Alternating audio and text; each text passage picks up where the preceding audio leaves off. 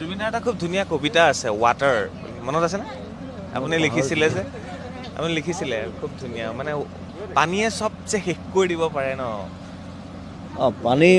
পানী কথাটো হ'ল সেইটো আচলতে সেইটো ব্ৰুচলিয়ে কোৱা কথা মানে water is the softest and it can break the হাৰ্ডেষ্ট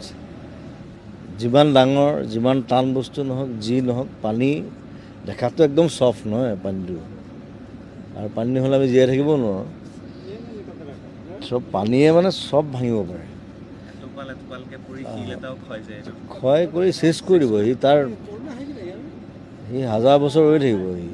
নাইকিয়া কৰিব তাৰপিছত আৰু যেতিয়া খুন্দা মাৰে মানে পানীৰ জোৰটো আৰু এইবাৰ মই শ্ৰীলংকাত শ্বুটিং কৰোঁতে ৰৈ পিনালে মই শ্বট দি আছোঁ মোক সাগৰ পাৰত এনেকুৱা এটা ৱেভ আহিলে মই ভাল সাঁতোৰো মই পানী ভয় নকৰোঁ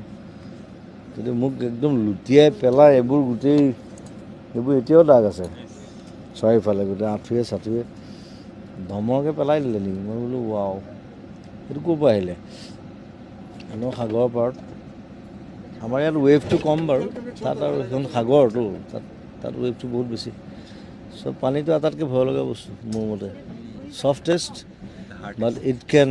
ব্ৰেক দ্য হাৰ্ডেষ্ট